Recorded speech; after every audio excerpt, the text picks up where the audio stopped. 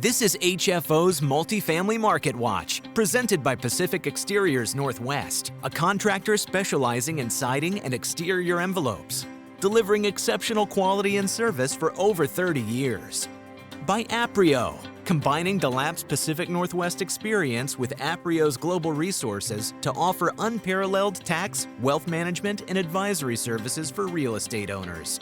And by Kennedy Restoration, helping residential and business owners recover from fire, water, mold, and storm damage.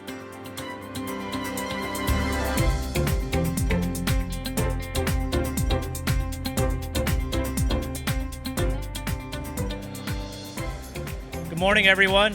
I'm Greg Frick, partner at HFO Investment Real Estate. And I want to welcome you all to the beginning of our 21st year. It's hard to believe of doing these events. Thank you all. I really appreciate you all taking the time to join us today. Our goal today, as always, is to improve the perspective and information that helps you make better real estate investment decisions in the year ahead, and kind of looking back and see where we've come from and where we think we might end up going. But before we get started, I'd like to introduce our event sponsors: Pacific Exteriors Northwest, Aprio/DeLapp CPAs, and Kennedy Restoration. Pacific Exteriors Northwest is a local contractor specializing in siding, windows, and roofing, delivering exceptional quality and service for over 30 years. Pacific Exteriors serves multifamily owners, hotels, condos throughout Oregon and Washington. There's a group of people here, they want to stand up from Pacific Exteriors in the back there. Thank you again. I'd like to introduce one of our new sponsors this year. Aprio, it used to be DeLapp, is CPAs, now turned to Aprio, has been here since 1933. They've been a trusted partner to provide privately held companies and high net worth families in the Pacific Northwest with a deep experience serving multifamily real estate owners and investors with their tax and business planning needs. Now they've joined Aprio, combining 90 years of local relationships with a national platform. Clients still work with the same group out of Lake Oswego, but they're now supported by over 2,800 specialists with more than 50 services from international tax to wealth management. Thank you for being a new sponsor this year. And they're sitting over here at this table and I think spread out throughout, so if you want to stand up.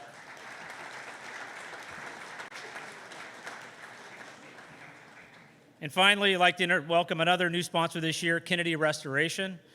Kennedy Restoration is a full-service restoration and construction company serving the Portland metro area since 1950. They specialize in fire, water, mold, and storm damage recovery for residential and commercial properties. Their experienced team is available 24/7, providing reliable responses when it matters most.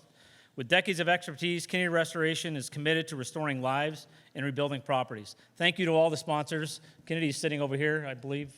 There they are over there. Thank you. And I also want to do a special thank you to the HFO team, which are kind of spread out. We wouldn't be able to put on these events without the help of the team that we have at HFO Investment Real Estate. So again, thank you to the sponsors and the HFO team for putting this together. Thank you very much. Just a couple housekeeping items. If you can please silence your phone or set it to vibrate. There's also folders on the table that include slides of John's presentation if you have a hard time reading them. There's also a QR code that we can do a survey, which we really appreciate if you take the time to fill that out after the event. We use that for planning for events for the coming year and just get some feedback as well. So that should be all on your desk or on your tables. So let's go ahead and get started. It's my pleasure to introduce John W. Mitchell, owner of M&H Economics Consultants. He's a former chief economist at U.S. Bancorp and a professor at Boise State University. With more than 50 years in economics and 17 years, yes, 17 years speaking at our events. John brings clear, practical insights on how economic trends affect real estate investors. So please join me in welcoming John Mitchell.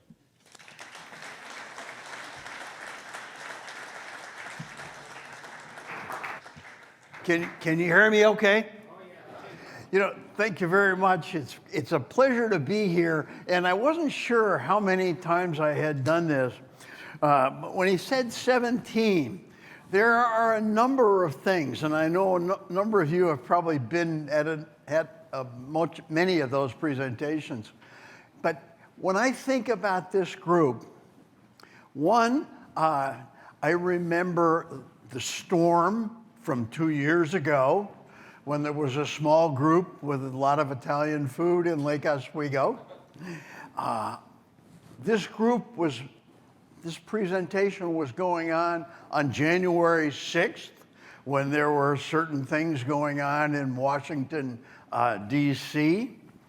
And then who is now the governor came to this group at the Forestry Center and talked about price controls.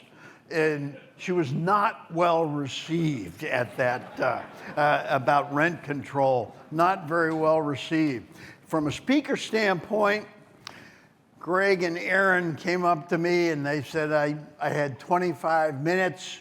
And then, oh, by the way, the other speaker was in a car accident on the way to the airport, so you have to fill 45. I remember that event. Well, I've entitled this today, Disinterment, Replay, and Resilience. Disinterment, what I'm talking about, is some of the stuff that we're seeing now we thought was dead and buried years ago. Socialism is in vogue. Protectionism is back, and you thought that went away in the 1930s. A tax on the Federal Reserve or a tax on an independent monetary authority, that's back with a vengeance. We saw that, of course, more of that on Sunday night. Well, you'll see where I'm going with this. My objective is to give you things to think about as we move through 2026.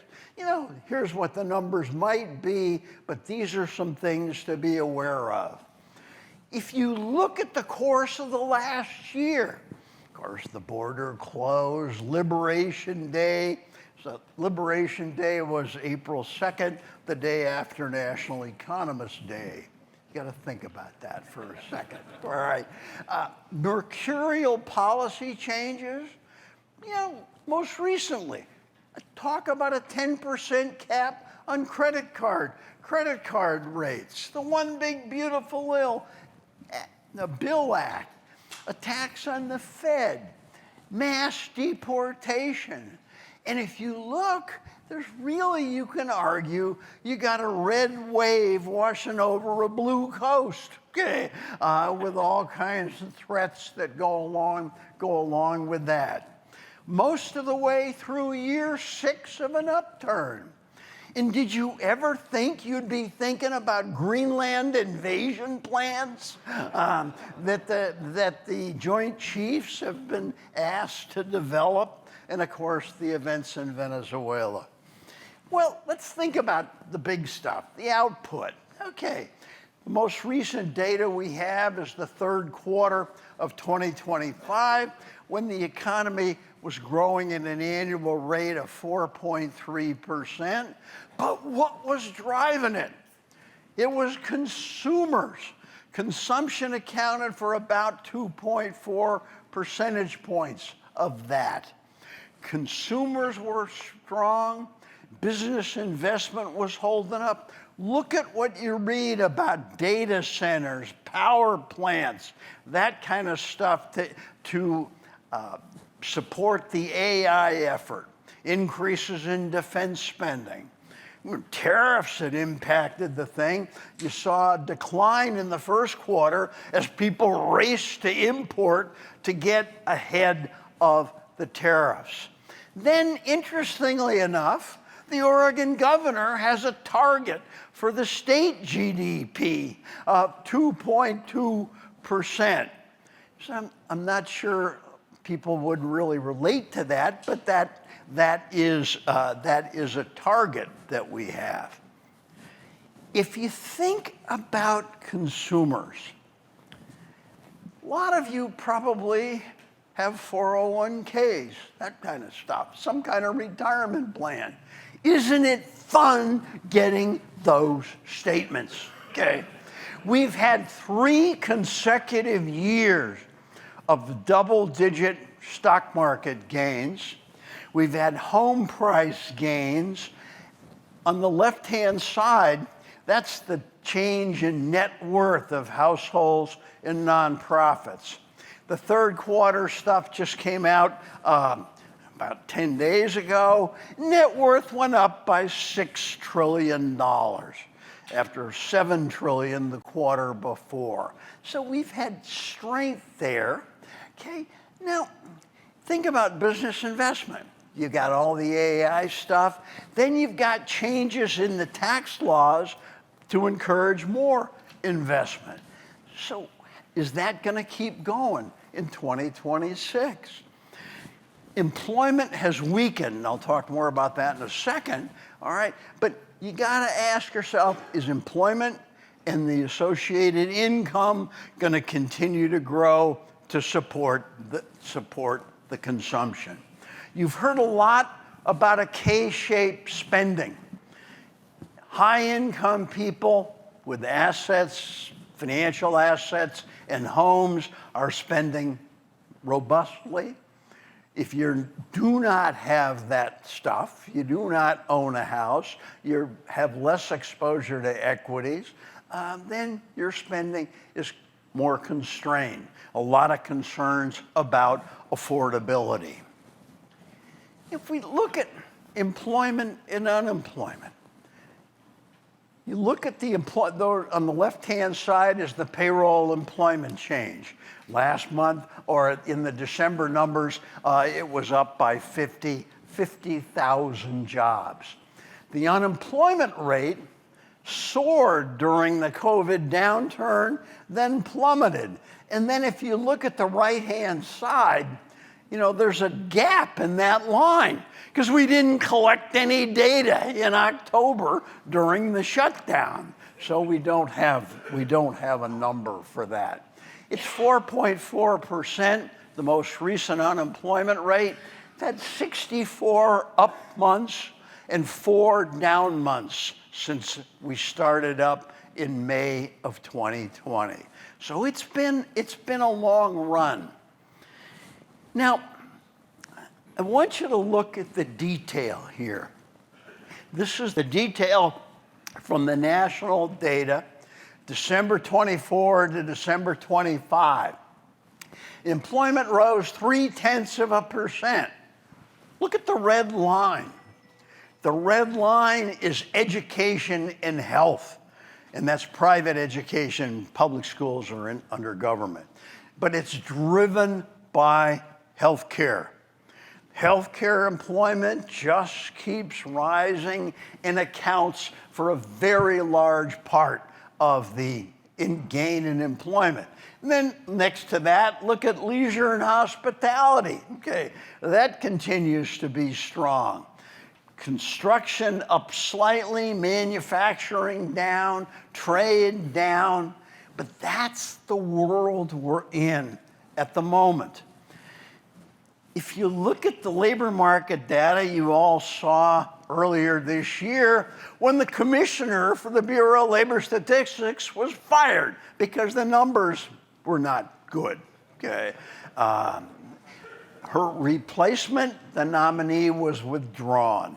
So, JOLTS, which is the Job Opening and Labor Turnover Survey, okay? It's interesting, you go back to 2022, and we had over two job openings per unemployed person. Now, with the slowdown in the labor market, we're now down to 0.95 openings per person. So what you've seen in the slowdown is not a dramatic increase in the number or decline in employment, but rather a dramatic decline in openings. Immigration and deportation, that's obviously impacting some industries more than others. Ag, construction, and leisure and hospitality. A lot of people have used the phrase, we're in a no hire, no fire economy. You don't want to take people on, a lot of uncertainty, but you remember the difficulties in hiring back in 2022, so you don't want to let people go.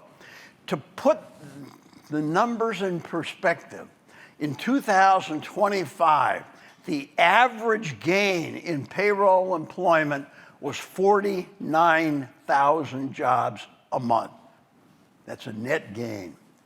In 2024, it was 168,000 a month. Pretty dramatic slowing.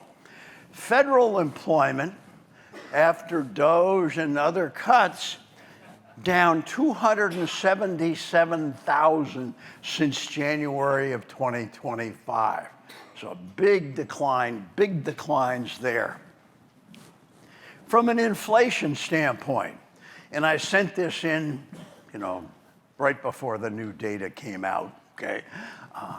But we got the December data, but the fortunate thing is it really didn't change. You're looking at 2.7 and 2.7 on the total, 2.6 on the core.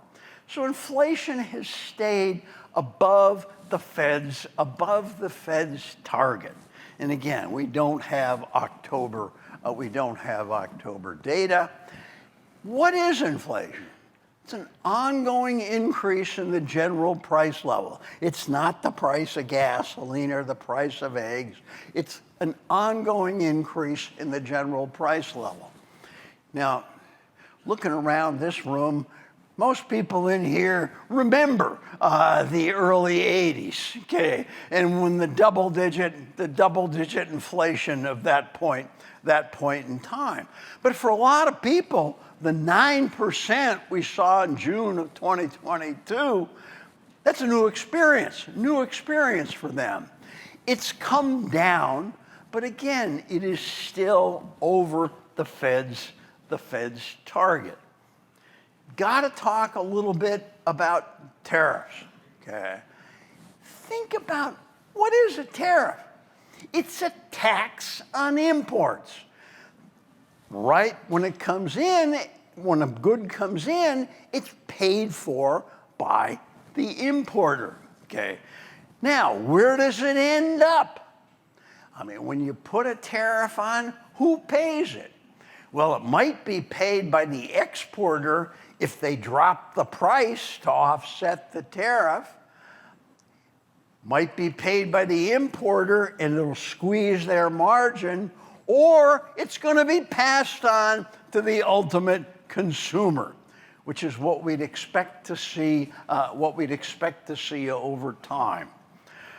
On April 2nd, we had Liberation Day, when tariffs were announced based on merchandise trade deficits.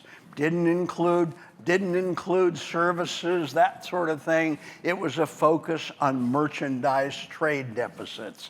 Remember what happened. Markets plummeted in the wake of that announcement.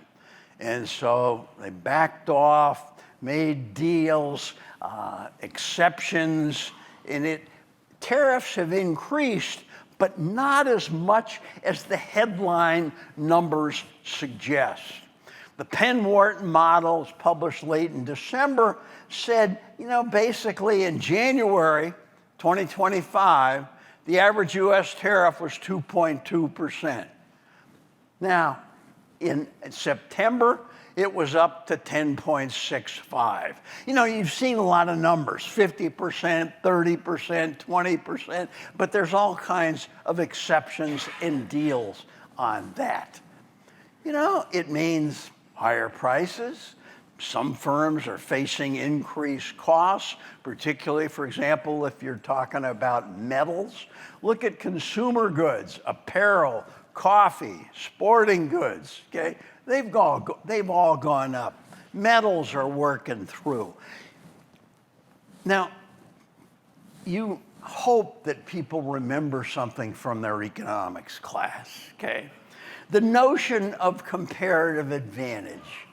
Now, I look around this room, okay, and I don't see anybody who makes their own clothes. Maybe I'm missing something, or they're really good, but I don't see people doing that. Why not? You could do it. Get a sewing machine. Okay. But it would be better for you to work real estate deals and pay somebody else to make the clothing. I must confess, I have a merchandise trade deficit with Safeway. And it's been going on for 50 some odd years. All I do is buy from them. I don't sell them anything. Should I worry about that? Probably not, because I sell other things to other people. We're just sort of blowing through all of that. The tariffs change incentives. People develop workarounds, develop alternative suppliers. That's a process that we're seeing underway at the present time. Monetary policy, okay? You're all interested in interest rates, okay? We're refighting old battles. In 1965, okay, legend has it that Lyndon Baines Johnson invited William McChesney Martin down to the ranch in Texas and purportedly threw him up against a wall in an effort to get lower interest rates. Now, that's folklore. I don't know if it really happened, but so we've had conflicts between the White House and the Federal Reserve numerous times. What I want you to see here, the blue line is the 10-year, okay? The 10-year federal security. The green line is the federal funds rate. You know, that's the Fed funds target. That's the rate they try to, or they announce what they're going to try to get it at. You see that run up in 2022 to put the brakes on, to try to curtail the inflation. Now, if you look over on the beyond that flat part on the green line, the Fed started to cut in the fall of 2024. But look what happened.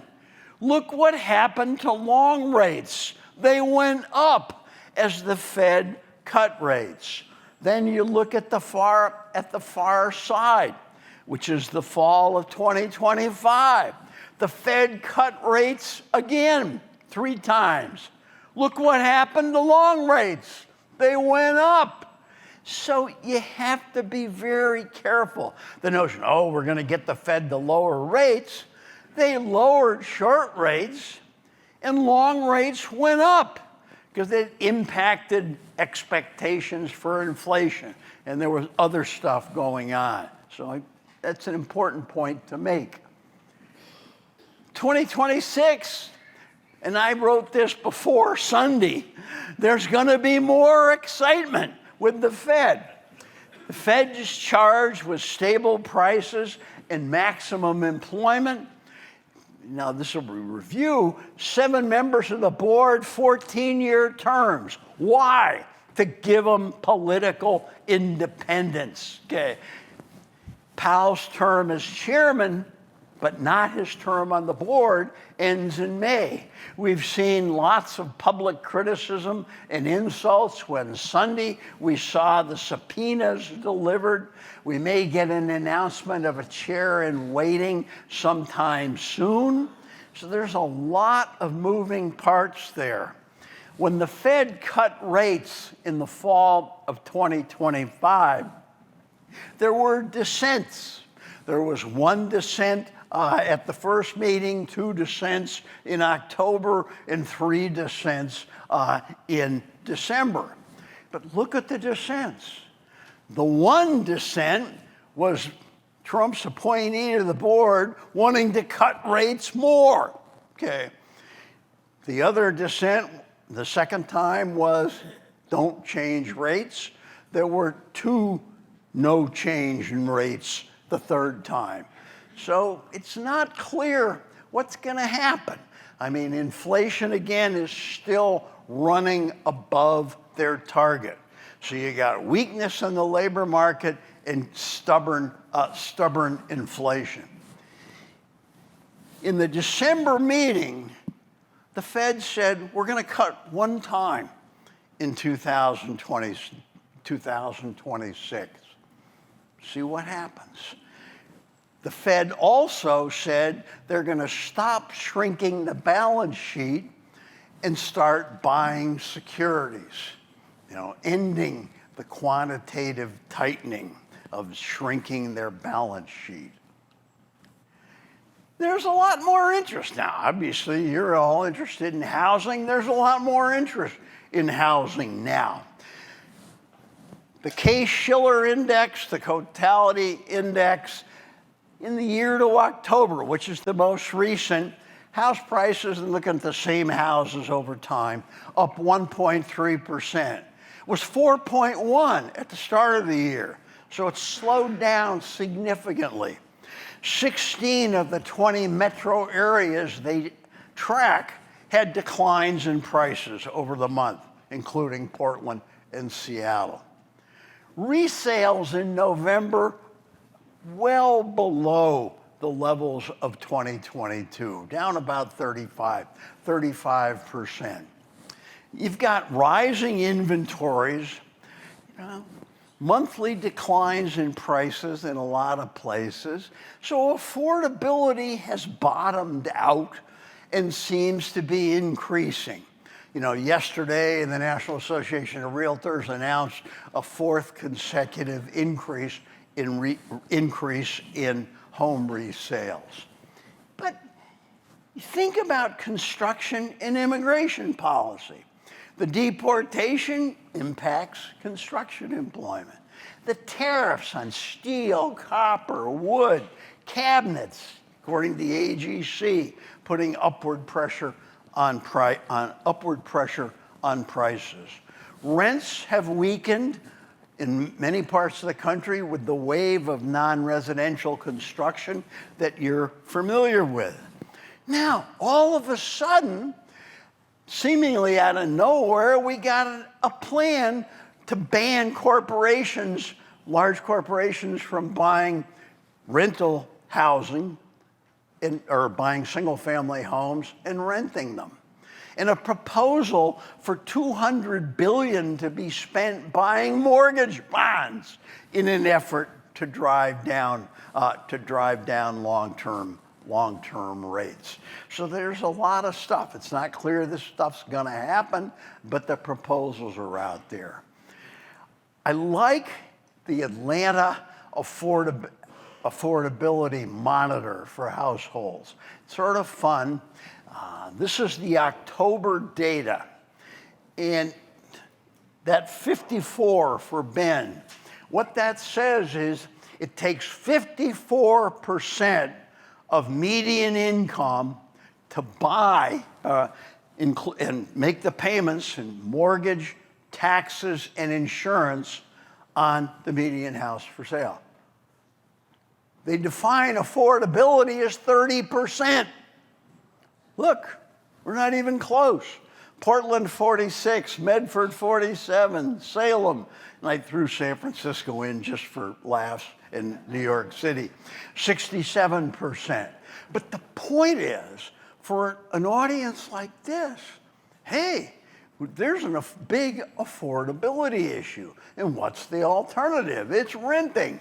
Here's the Federal Housing Finance Agency data for the third quarter. Now, these are mortgages. These are the same homes, but mortgages are purchased by Fannie and Freddie, okay? Bend for the quarter, up 0.12. Eugene, 1.78. That should be a period, not a comma. Medford down, Portland down, Salem down. Okay, that's the pattern you're seeing in many parts of the country. Now, I couldn't put this in the presentation because I just read it late last night. This week's London Economist, on page 62, in the Bartleby column has a review of rent versus own. And they make the point that for most people, it pays to rent, okay? You look at the payment, the costs, vis-a-vis what you'd have to pay on a mortgage, and it comes out ahead. And especially if you take the difference in the payments and put it into investments, okay? But I thought that was sort of fascinating. They said for that situation to end, it's going to take a dramatic decline in interest rates, a decline in house prices, or of course a big run up in income. I want to make sure I got that right, or a decline in a decline in rates, a decline in price, or a big increase in income.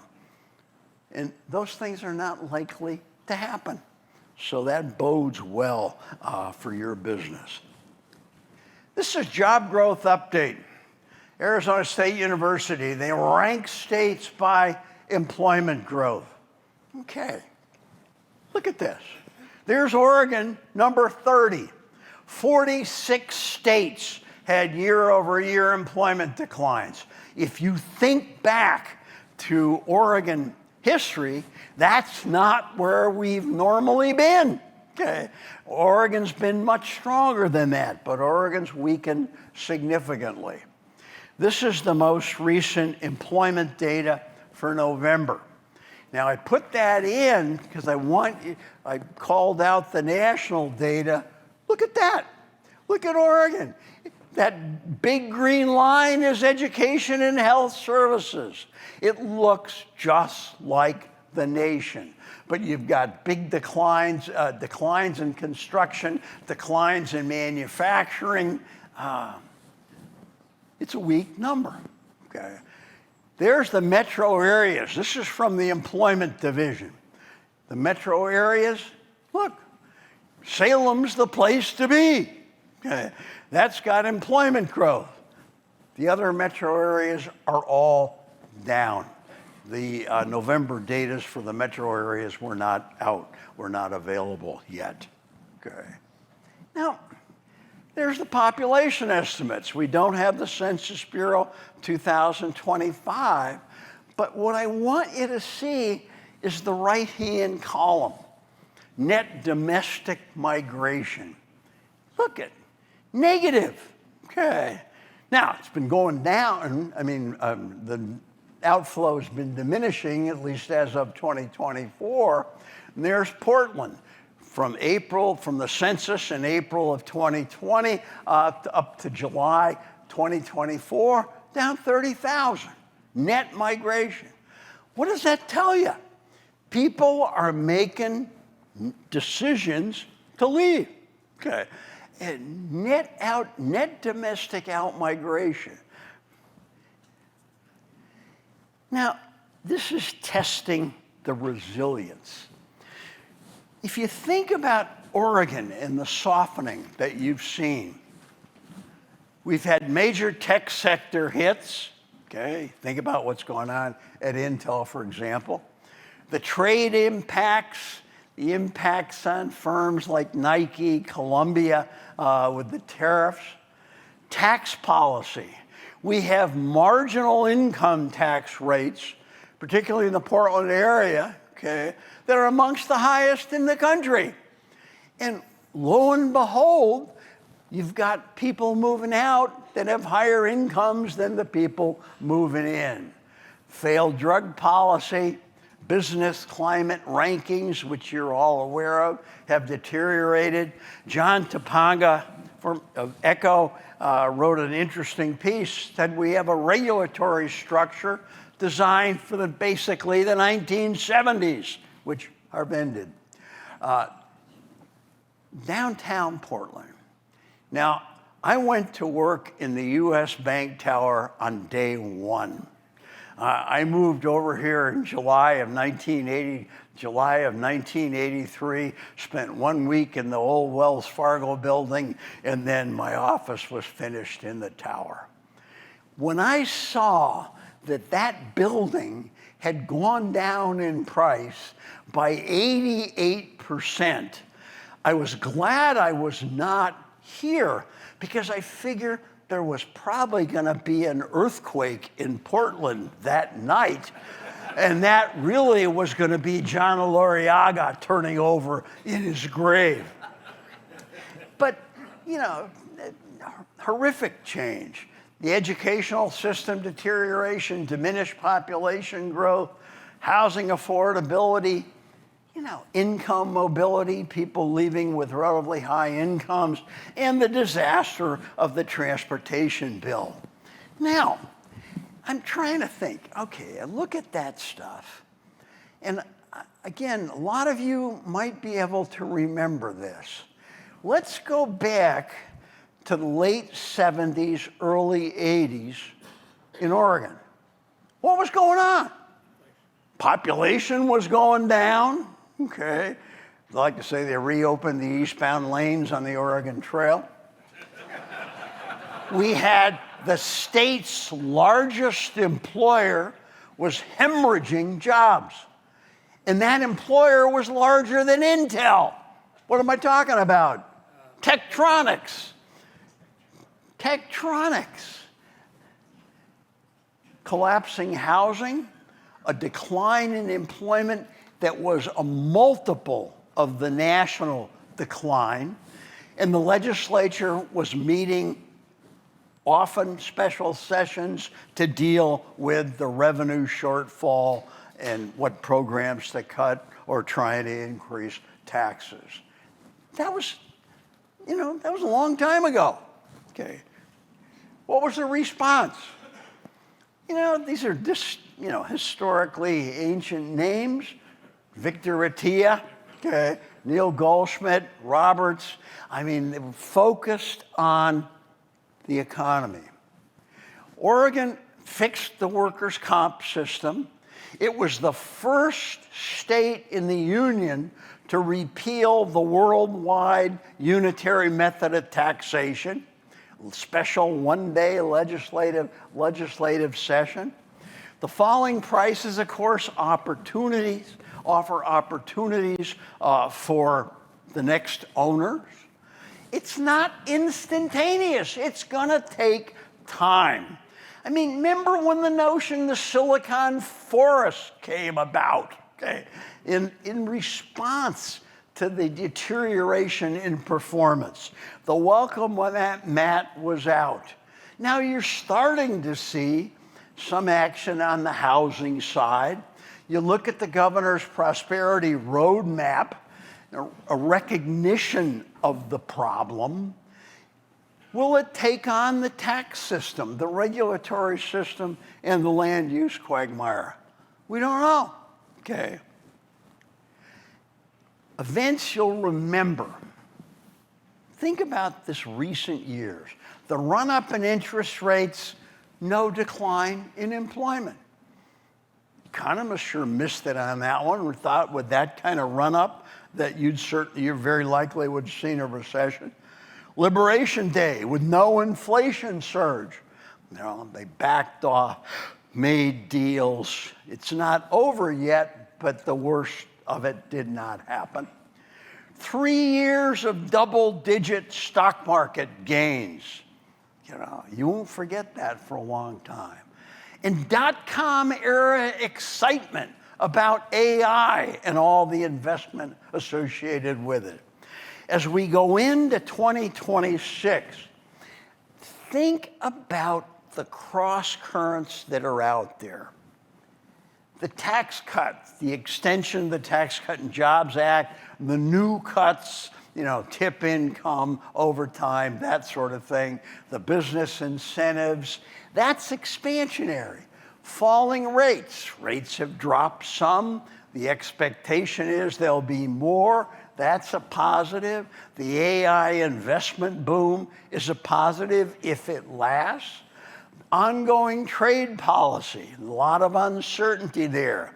You have a renegotiation of what used to be the North American Free Trade Area. The deregulation. There's deregulation and there's re-regulation. You know, when you throw in things like a 10% cap on credit cards. The deportation.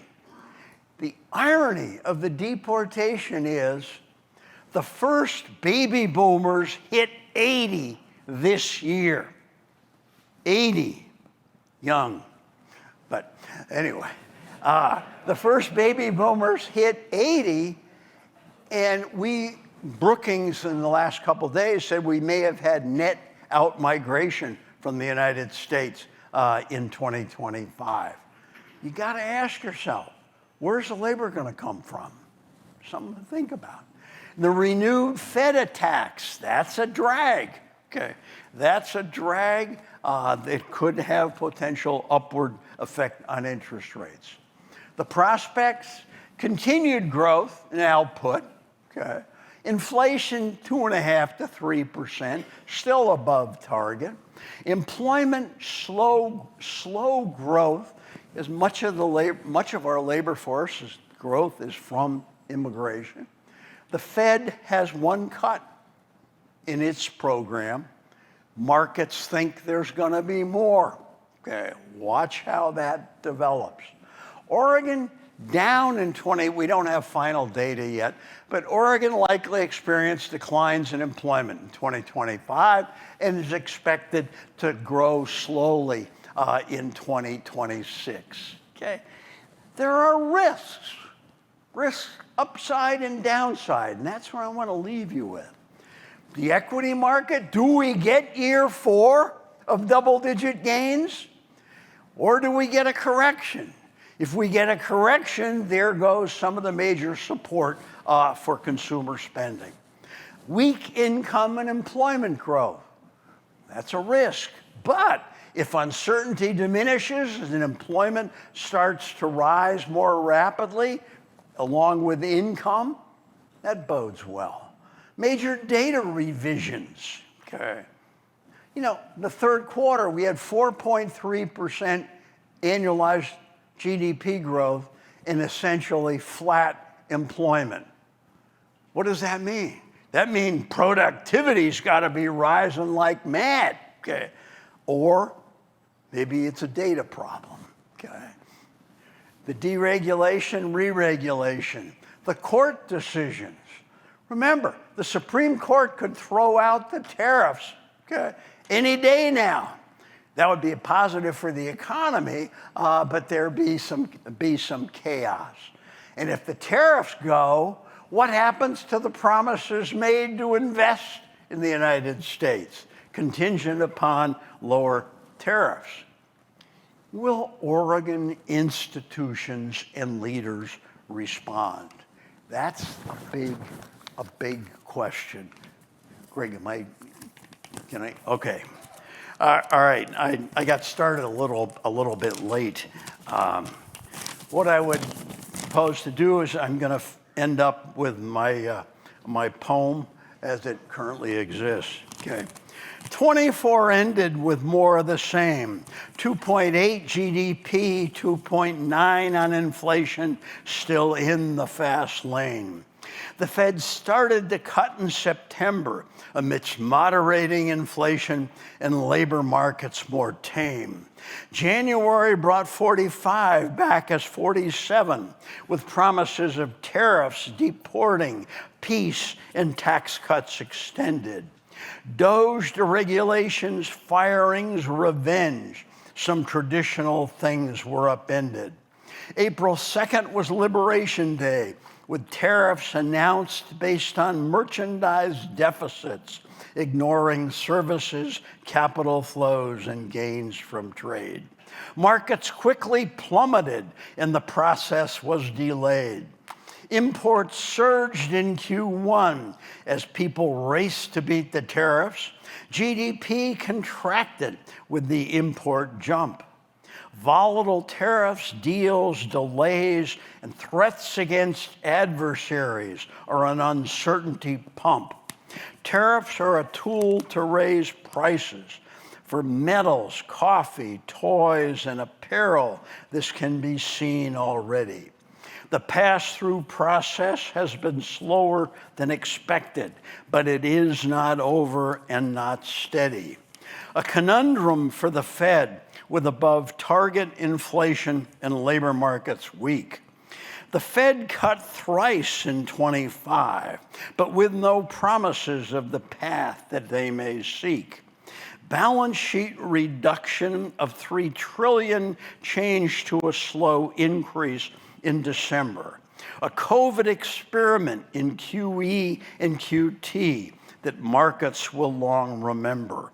A 41-day shutdown commenced on October 1st. No data and transfers that could expire. Rules, regs, no pay, and approvals on hold had implications rather dire. The shutdown ended with promises of a vote on continuing COVID ACA assistance. A decision will be made in 2026 with medical spending facing fiscal resistance.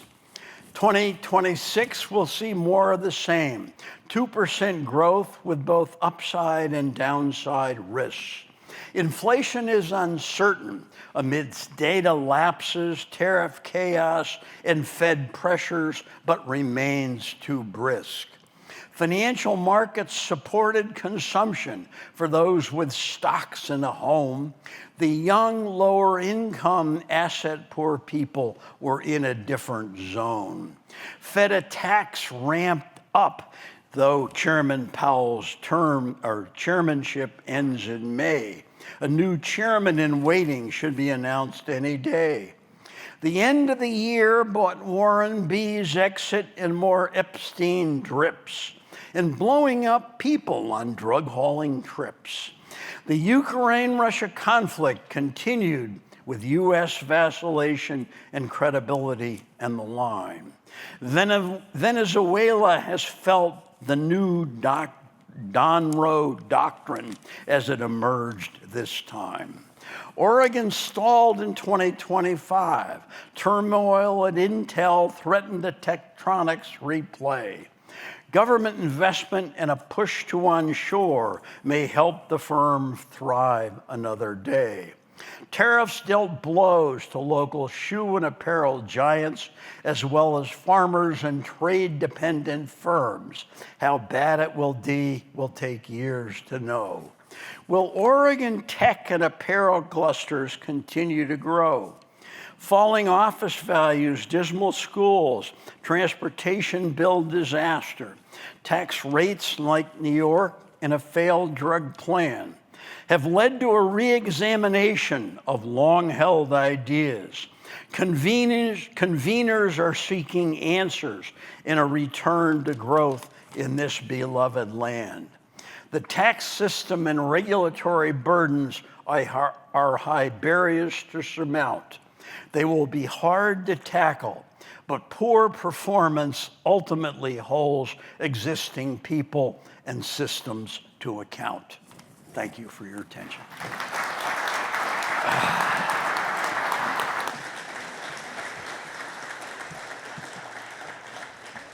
I just want to take a quick minute.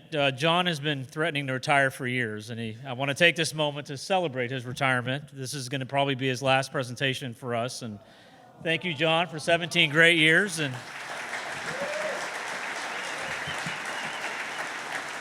you will be missed, and if you change your mind, the door's always open, so, we'll keep that open. You never know. We'll take a big pause for 10 minutes. You guys stretch. There's drinks back there, as well as, I think, some dessert, and then we'll get started in about 10 minutes, the rest of the presentation. Thank you. Our next speaker comes with us all the way from New York. He's a director of GREA Capital Services, Matthew Dzbanek. He advises multifamily owners and investors on debt and equity strategies in today's disciplined capital markets. Matt will share what borrowers should realistically expect from lenders in 2026. Please take a minute to welcome Matthew. Thank you.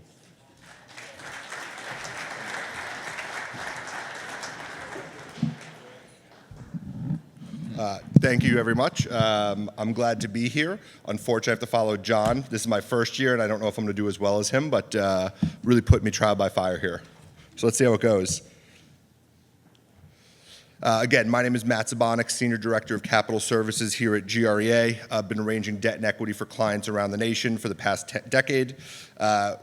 We have arranged over $1.3 billion of financing, and we leverage our relationships with local and regional and national institutions such as banks, debt funds, credit unions, CMBS lenders, agency, et cetera. We're going to go into a little bit more of that as we go. So I want to take everyone back to a time when none of us could be in this room together, March 2020. COVID-19 shut down the market. People fled cities. Leisure hospitality were devastated. 20 million jobs were lost overnight, and by April, the unemployment rate jumped to almost 15%. Office buildings emptied, and by mid-2020, over half the total labor force was remote. I know it's been a big conversation around here a lot, so it's something that we've been seeing everywhere. I remember my first closing in April of 2020. There was so much to navigate at that point. The market shut down. We didn't know if occupancy was going to stay. We didn't know if banks were going to have liquidity. There was so much uncertainty. We had a deal under term sheet. We're able to navigate post-COVID shutdown all the way to a commitment letter, and then finally to a closing. And the big question everyone asks is, what are these closings going to look like? And I kid you not, this is an AI image, but this is exactly what happened. The borrower and the lender's attorney met in a parking lot, gloved up, masked up, opened up their trunks, and started trading papers back and forth. And there was a time when we thought that was going to be the future. Did anyone in here ever do anything like that over COVID to close? Yeah? See a few nodding heads. It was crazy. Although I will say the positive out of this is it led to more remote closings, right? Prior to 2020, you'd sit in a room, it would be an all-day closing, you'd bang it out, you'd sign papers. Today, we started closing on a Monday, deals fund on a Thursday, but you're able to go about your day. So we have seen some positive movement from this. Even as the health crisis passed, we dealt with the financial fallout of COVID for years. The Fed began increasing rates in March 2022 to fight inflation, and as unemployment rates steadily declined, inflation began rising, topping out at 9.1% in June of 2022. Rate hike continued through July of 23, with the Fed fund rate peaking at 5.5%, where it remained for over a year. This is honestly one of the big questions we get, and I know John went into this. The difference between short-term and long-term rates is very interesting, and there is not a direct correlation. And I agree with what he said. Just because you see short-term rates go down, we tend to see long-term rates jump, and that's a big conversation we have to have with a lot of people, right? Understanding the interplay and dynamics is going to really change how you look at this. That being said, treasuries increased, which followed by interest rate spikes, blowouts in spread, less lenders in the market, less competition, really made a very challenging financing market. Deals fell apart because of rising rates constantly. If we signed a term sheet when the treasury was at 3%, and by the time we closed it at 4%, the deal died. If we signed the term sheet when the treasury was at 4%, and all of a sudden it dropped to 3.75 before closing, I look like a hero and a genius, and I love those deals. So much of it was just timing and luck of the draw. Everyone was on that roller coaster together, and we were all just navigating it. That being said, we've come a long way since then, and I think in a very positive way. Since September 2024, the Fed has cut rates 175 basis points. The Fed fund rate now sits between 3.5 and 3.75. This has led to a very strong acquisition and refinancing activity. We're expecting at least one rate cut in 25 basis points in the first half. Is that correct, or should we expect more? So potentially more. And the data is looking positive for what data we're getting. Second quarter of GDP was at 3.8%. In November and December, inflation came down about 2.7%. The Fed goal is about 2%, so we're really narrowing that gap. And in December, the unemployment rate declined to 4.4%, only 50,000 jobs created. So what has this led to? A surge in loans nationally. We've seen not only asset classes, but lender types come back into the market. Things that we thought would never happen again sitting in March of 2020 really starting to come back in full force. As you can see, these are numbers from the third quarter, year over year. Dollar volume is up. One of the big questions I've been getting all day is about office. While there are certain markets that are still struggling, office loan origination is up almost 200% between 2024 and 2025 nationally. We're seeing a real comeback. That doesn't mean values are up, it just means values have been reset and people are able to actually transact on those. Retail is up almost 100%. Hotels are up 66%. While multifamily industrial are also up, they're up a lot less because those have been strong asset classes for the past handful of years. We're also seeing lenders come back. Investor-driven lenders. These are debt funds, private credit funds, anyone that is not a regulated institution who's lending money have skyrocketed. The rise of the debt fund space has been astronomical. Every day I get a new call about someone who has money to put out for senior mortgages. We're also seeing the rise in private credit funds. These are non-regulated institutions that could put out 5 to 10-year money, fixed rate. They're not banks, it's not agency, it's not CMBS. It's one of the newer products that's coming about, and we're seeing a real pickup in activity there. You also see depository agencies, your local banks, credit unions coming back. They're up almost 50% year over year. The agencies are up just shy of 50%, and they announced a huge increase for next year. CMBS market has had its best year ever, mostly bolstered by the SASB market, single asset, single borrower, but they've seen a huge increase. And then life cos have actually decreased because they've always been around, they've always been steady. They're now just seeing a lot less of the activity with the increase from other places. So this is a case study of a deal we actually just closed with our GREA team. I don't know where Adam is, but this, wherever he is, came from him. He had a client who's looking to sell an asset, and his loan was coming due. He didn't want to sell today, but he needed to get out of it. So what does he do? His current bank offered him a loan. That was fine, but it had a very strict prepayment penalty. He didn't know where to focus. So we ran a process. We went out to market and ultimately ended up with a lender who gave almost identical economic terms, but no prepayment penalty, really showing flexibility coming back into the market. There are example after example of new lenders putting structure back into deals when they didn't do it 2 years ago, and people who are open to figuring out ways to get deals across the finish line because they know what the stresses are in the market. On top of, now he can sell that asset whenever he wants without a fee, and he can finally get out of the asset when he's ready. Trends to look for in 2026. I'll repeat it again, at least one rate cut for the first 6 months of the year is projected. Nearly $940 billion in commercial real estate is coming due in 2026. There's going to be a lot of liquidity in the market. This will not only cause new acquisitions because some of these will sell, but it'll also free up liquidity from the lenders who've had their cash tied up for years in assets that haven't been moving. It will definitely create some additional stress, and certain markets will see some pain, but I think overall it'll get the gears moving. We're very excited for it. As I mentioned, agency caps are rising. Fannie and Freddie are each increasing their caps to $88 billion, a total of $176 billion, compared with the $146 billion they did last year. This is going to mean they're going to need to find significantly more activity. They're going to need to be much more aggressive on deals. They're going to need to find ways to put out money in markets that they've been struggling to put out money in. The increase in balance sheet lending. Banks are back. Credit unions are back. Your local depository institutions are looking to put out money. There's through mergers or through acquisitions or just through refinancing of existing assets. These companies now have liquidity to put out. As I mentioned earlier, private credit is filling the gaps. We're starting to see the pickup every week or two. We're seeing another group who is doing this. These are private origination platforms who are backed by financial institutions, investment vehicles, banks, other private credit funds that need to put out money for longer term. They're able to give you a 5-year fixed rate loan. Their rate's not going to be as the most attractive, but they can give you proceeds. They can give you interest only. They can be flexible on terms. They can really structure deals when people need it. Spreads have also been moving. 2 years ago, the average spread was somewhere between 250 and 275 basis points over the 5-year Treasury. Today, it's in the high 100s to low 200s. If that continues to trend downwards, we can start to see all-in rates in the low to mid 5% again for your average deal. Something we're very excited about and something I think will cause a lot more activity.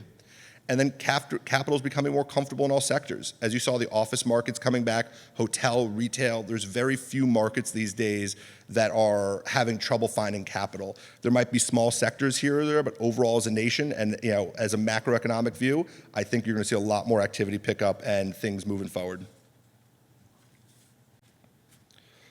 And that's it. Thank you all very much.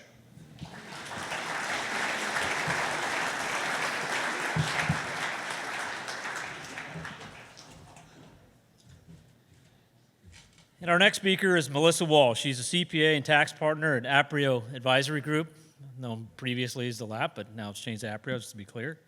She's going to highlight the key 2026 tax and planning considerations impacting buy, sell, and hold decisions. Please welcome Melissa Wall.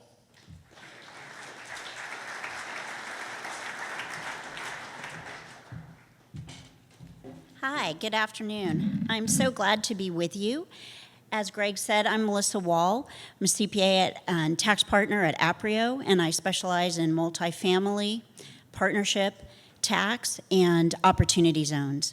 And so today what I'm going to talk to you about for about 10 minutes is the One Big Beautiful Bill, also known as OB3, which I will refer to it in that shorthand throughout the presentation, and some real estate tax strategies associated with OB3. So OB3 introduces major tax law changes impacting real estate owners, developers, and investors. Complexity is increasing, unfortunately, making strategic tax planning more important than ever. Today's agenda, we're going to talk about key provisions, practical implications, and actionable planning tips. So what's new? OB3 came out and was signed into law on July 4th, 2025. Several things that were temporary tax benefits in the past are now permanent. There are enhanced tax strategies for real estate portfolios, and there is certainty with some of these permanent benefits. There's some flexibility, and there's new opportunities for tax savings. I'm going to talk about 6 different things in OB3 that I think would be worth your consideration. One of these things is called qualified business income deduction. Now, you all maybe remember that originally the corporate tax rate was decreased, and in order to give the pass-through community something, they came up with this pass-through entity deduction. It's a 20% deduction. It's also referred to as QBI. It's also referred to as Section 199A. And this is for eligible pass-through entities. And it's actually a really great deal if it fits your tax situation. Unfortunately, there are income limits. If you are in those income limits, then you have to go through a very complicated calculation that deals with the amount of wages that you're paying and deals with your unadjusted basis of the assets in the entity. So it's very complicated. And what they did in OB3 is they increased some of the thresholds, and hopefully more people will be able to take advantage of this deduction. So the planning tip related to this pass-through entity deduction is to qualify your rental activities as a trade or business. Some quick things there would be to have separate books, to have 250 hours of services related to that rental activity, and to have detailed logs. If you have many rental properties, you can do some strategic grouping of properties, and that can unlock additional savings. This is very portfolio specific, and so you will want to have the right person guiding you on how to structure things to maximize your ability to get this deduction. Secondly, there's excess business loss limitations. So these are also permanent now, and basically what it means is that for joint filers, if you're generating more than $626,000 of losses, that is the amount that you can use to offset passive income that is coming out on your tax return. So you don't lose the losses. They carry forward and they become net operating losses to take in the future. However, you don't get to use them in that year. So it's important to do planning so this is not a surprise. And that planning might be timing income to the extent that you're able to do that, and also timing expenses, which might be cost segregation studies, and strategically planning some of those bigger items. It's good to build a war chest of cost segregation deductions so that you have that as an option when these kind of things are coming into your tax return for a given year. Opportunity zones. This is something that I specialize in. This is so awesome for the real estate community. Basically, opportunity zones are disadvantaged economic areas or zones. They are the same as census tracts. They were nominated and approved by the Department of the Treasury. They were just until 2026. That was when the investment would stop after 2026. Now they're permanent. And so they're going to be on a rolling 5-year period where you have 3 benefits. DRE, you have a capital gains deferral, and then you have a reduction in those capital gains that you have to pay tax on 5 years later, and then you have an exclusion of gain after a 10-year hold of the investment, not necessarily the real estate. There's a lot of flexibility here and a lot of things that are going to be exciting going forward. Some of the changes that came up with OB3 is there are new rural opportunity zones. Those zones are going to be nominated this summer. Let me repeat that again. This summer, new rural zones and other zones will be nominated. So what does that mean? That's a great chance for the real estate community to get out in front of these zones and say, these are the ones that I think that we should be economically developing as a real estate community. And then those zones will be nominated, then approved, and they will be effective January 1st of 2027. And every decade, every 10 years, there will be a new set of zones that are nominated and approved. So there is a lot going on in opportunity zones. The new rural opportunity zones also have enhanced benefits that could be very helpful to your portfolio.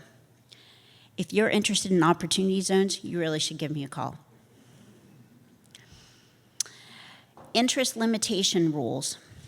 This is also called Code Section 163J.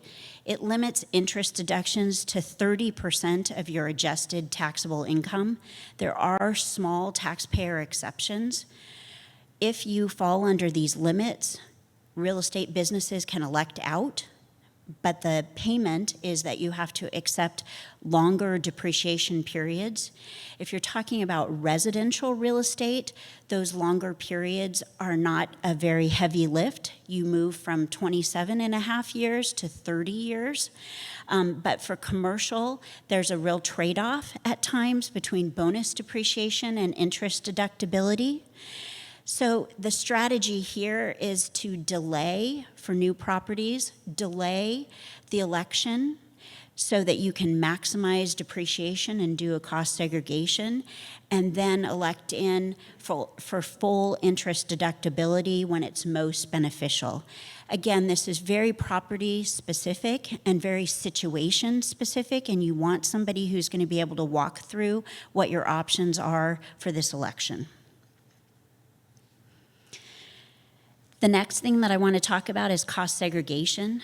I am sure that everyone in this room knows that 100% bonus depreciation is now permanent for qualifying property placed in service after January 19th, 2025. Cost segregation allows you to reclassify assets for immediate expensing, and this can significantly increase your deductions. Typical reclassification rates you can see on the slide. For office, it's about 20%. For apartments, about 25 to 30%. And for warehouses, about 5 to 22%.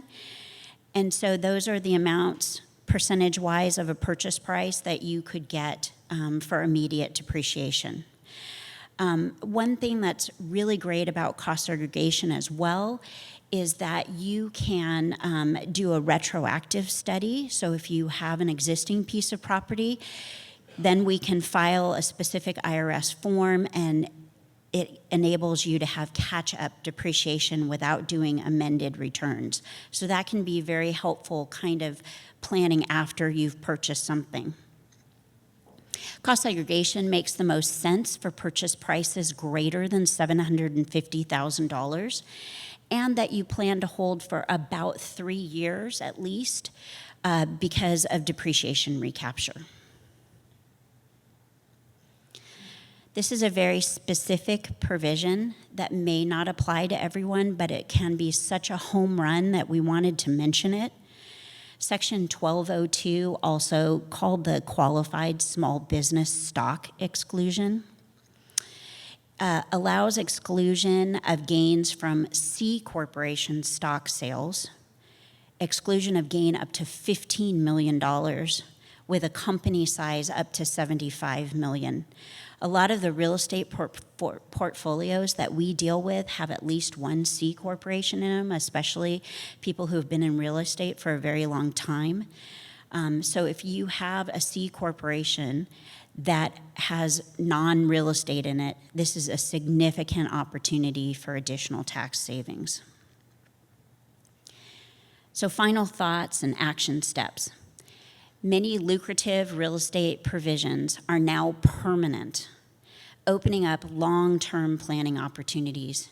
It's essential to work with a qualified real estate tax advisor to tailor strategies to your specific portfolio and goals. Aprio's real estate team can help you evaluate your portfolio, identify opportunities, and implement strategies for optimal results. So as I said, I'm Melissa Wall. We'd love to talk with you.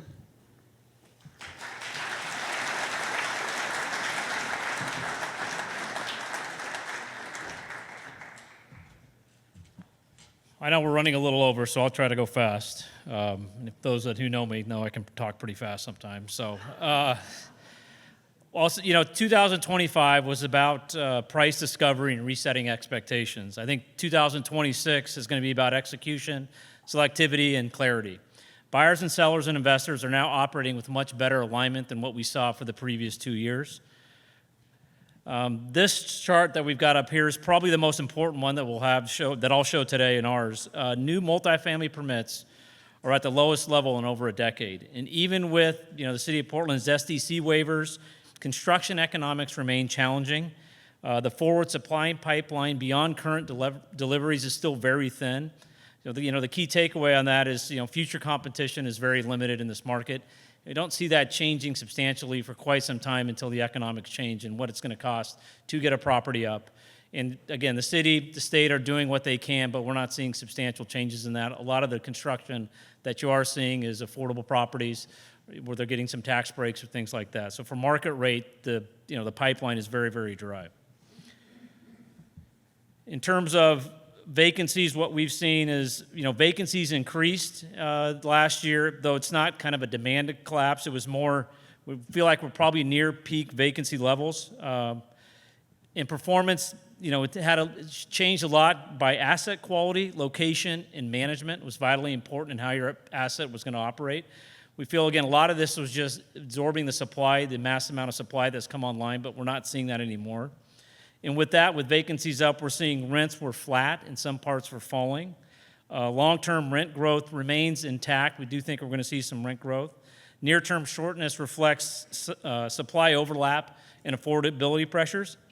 And concessions are masking the effective rents in some submarkets. And from a buying standpoint, buyers are underwriting in-place rent, not peak rents. And that's a big change from where we were 3-4 years ago. And rent growth is now earned through execution. So, from a management standpoint or operating, it's vital. You've got to be involved in that because there's big differences where we see swings on various properties depending on how management is acting. And expense control and operational discipline matter more than ever. And with your operations, you don't have massive rent growth. We still are trying to get a control on the expense side. In transactions, capital has become selective, not absent in the last few years. Transaction volume has declined from the last cycle, but did pick up slightly in 2025. I think I went too far. There we go. In May, deals were driven by lender pressure, and a lot of the deals in 2025 were dealt by lender pressure, affordable housing structures that were having some affordable housing operators were having some trouble in some portfolios. And there was also some investors that have been in the game a long time that just wanted to exit direct ownership. And I think that's why we saw the increase in 2025. We think we'll continue to see some of that in 26. Pure market rate trades cleared only when pricing aligned with reality. Fewer deals does not mean a frozen market. It just means fewer sellers were willing to sell at reset pricing. That's what we kind of were in 25, and I think we'll continue that a little bit. Go here. You guys have seen that one. I'm trying to go fast so we can get back on time. In terms of predictions, I think we're going to see the region has returned to positive immigration, not a great number, but a little bit. We hopefully expect that to continue. Job growth, we hope, is stabilized, and with the state evaluating incentives to support future growth, there's some hope that Salem has recognized there needs to be some changes in what they're doing in policy, and that'll help, maybe spur some job growth throughout the economy or through the market. But we do still see new deliveries being constrained, and in the short term, I don't see that changing. And so again, I think there's going to be a limited of new supply, which will help in terms of less units to absorb and will, have things stabilize. We think in terms of vacancies, we're near peak levels, expected to improve as the market remains undersupplied. It's not going to be a huge jump, but I think it is going to get slightly better. And same thing with rent growth. We're going to have muted near-term rent growth with improvements tied to, again, the slowing number of supply and hopefully the improving job creation we're seeing in this market. I think we'll see modest improvements as pricing expectations and capital align in terms of the number of transactions. And that's something to look forward to. From our end, the last 2 years have not been great, but again, things seem to be picking up. A couple things I was just going to highlight that aren't on these slides. Vintage matters more than ever. Vintage of the property, the age of the property, is a really big driver in pricing right now. Newer assets are trading, lower cap rates, which they always have, but now the delta is getting more. Older assets are facing wider pricing pressure based on condition. Building systems, efficiency, and capital needs really matter again than they did 3-4 years ago. Buyers are underwriting on actual operations. Insurance, taxes, utilities, and maintenance costs are now fully priced in on underwriting. Clean operations and recent capital improvements are truly needed and to outperform in this market. And we could call this, I guess, rational pricing instead of exuberant pricing, but that seems to be where we are right now. If there's one takeaway from this market, it's that price discovery has already happened. Cap rates have seemed to have stabilized. Supply is structurally constrained, and the market is functioning again, not to the speed we saw in 21, 22, but getting back to higher velocity than we saw in 24 and 25. For buyers, the opportunity is clarity. For sellers, the opportunity is realism. And for long-term owners, the opportunity is patience. The opportunity is not timing the market. The opportunity is understanding and the clarity within the market. And that's my presentation today. We're going to have the guests come back up for a little Q&A. I think we have about 10 minutes. If you guys want to step up here, we've got a couple questions from the audience.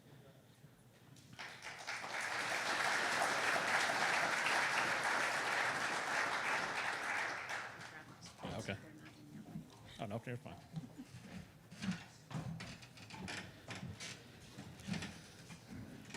John, I'm going to start with you.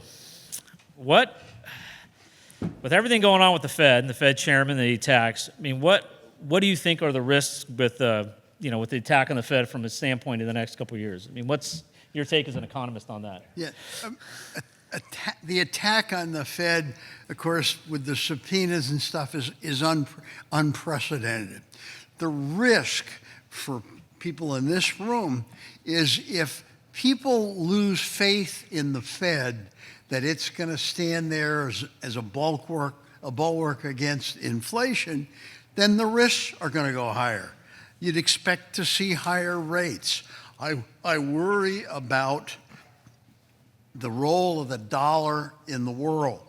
Okay, people want to hold dollars. In part, that's because of trust in the Fed, and if that's gone, a lot of you can remember how the Fed got the trust after Volcker, when they ran rates up into the double-digit range and brought inflation down.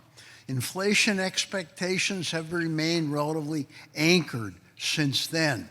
And if you get more political control of the Fed, the risk is higher rates and higher inflation. And this one, I believe, for Alyssa, I know you brought up opportunity zones. For a lot of the owners here that have owned multifamily for a while, when does it make sense, doing an opportunity zone investment versus a traditional 1031 exchange? When to do one versus the other? Great question. So opportunity zones are clearly invested in the zone. So if you can't find a property that you want that makes sense and pencils out, then opportunity zones are not for you. Also, I think that with a 1031, as you know, your basis is lower in the replacement property, so you don't get as much depreciation. One of the tremendous benefits from opportunity zones is you get to depreciate the property at a full basis, and then if you hold the investment, not the property, but the investment for 10 years, then you have a qualified investment because you've invested with deferred gain, then you don't have to pay tax on the gain after the 10-year hold. So if you don't have to pay tax on the gain, there's no recapture of the depreciation. So that is one of the huge benefits from opportunity zones, is getting to take that depreciation during the life of the hold and then not having to recapture it on the other side. And then in terms of that, what about the balance between cost segregation, bonus depreciation against the potential interest deductibility that you'd have brought up? I mean, is there a balance there that you have to look at? Well, absolutely. As I said in my presentation, I do think that you need to think strategically about how all those pieces are coming together in your portfolio and to determine how to time the deductions in a way that is most advantageous for you and your portfolio. Okay. And for Matt, I've asked you on this one, with all these loans maturing, where do you see the biggest refinance risk, and what should owners do 6 to 12 months before the maturity of their existing debt? I would say the biggest refinance risk is not being able to do a rate and term and have to come to the table with cash, and people have to start figuring that out. I think deals are taking longer. Everything's taking, what used to take 60 to 90 days to close, now 90 to 120 days. Okay. We're advising all clients to start earlier, sooner rather than later. There's a lot more nuances to deal these days. There's a lot more nuances to lending these days. And I think you need to know what your options are sooner, and waiting till the last minute is a recipe for disaster. So just get started much sooner than you typically would. Yeah. Yeah. I mean, we have people starting well a year in advance before their loan comes due. To start looking at options. John, this is for you again. You've been around for a long time. Old. From your perspective, what are the one or two changes that would matter the most if the state really wants to restore their competitiveness over the next few years and can rebound from this kind of current malaise that we're in? What would you, in your history of things? I would change the tax system. I think that, if we can sit here and, if we went up on the roof, maybe, I don't know, this building isn't high enough. But when you can see a place with zero marginal tax rates and you're looking at 13 here, that's a problem. Yeah. And I think I've been involved a couple times in some of the election campaigns to try to substitute a sales tax, reduce the personal income tax, and it has not flown. But I think that would be one of the things. And then, I think the reason I mentioned Topanga's point in my presentation about we've got a bureaucracy that was set up for a different time, and you've got to change that. Let things happen. Right. And Melissa, we only got time for a couple more. What's the most common tax planning mistake that you see existing multifamily investors making under today's rules? Well, there are a lot of mistakes that people can make. Entity type is one of them.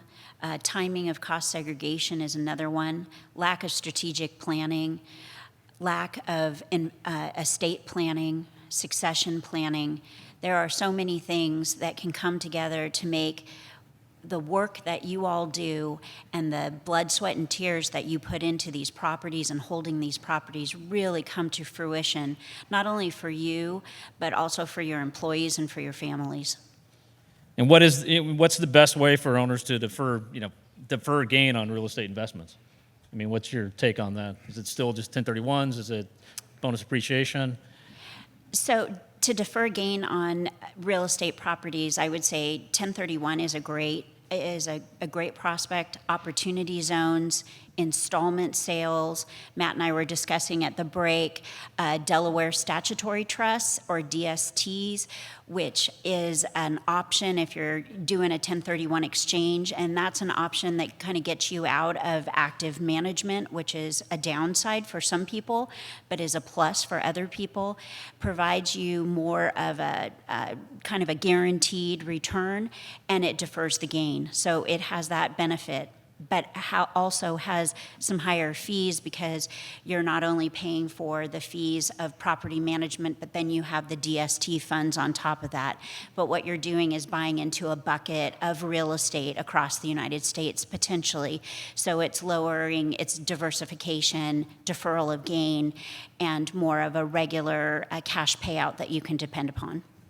Matt, I'll throw the last one to you. You brought up the agencies, raising their caps.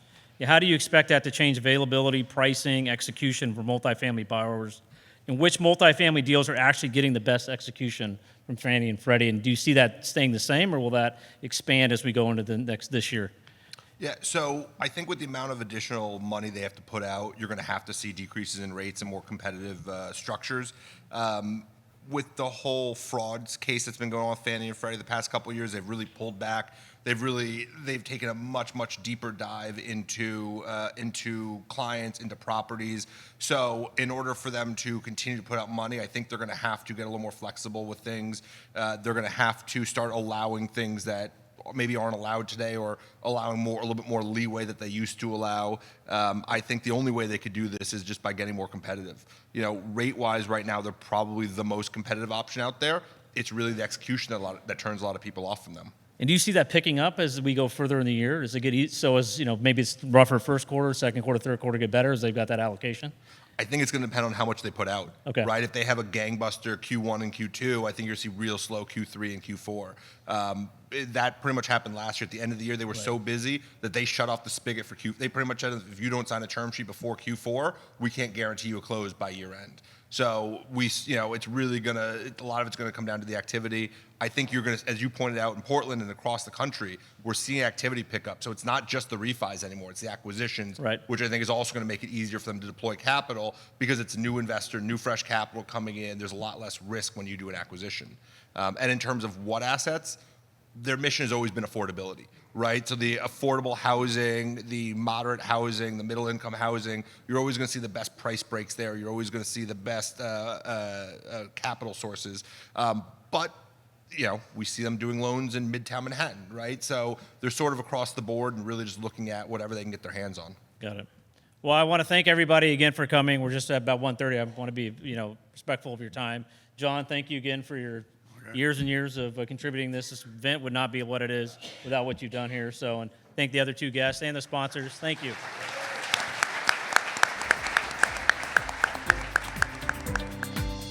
HFO's entire office specializes in multifamily real estate, making us the largest multifamily brokerage in the Pacific Northwest. Your success is our passion.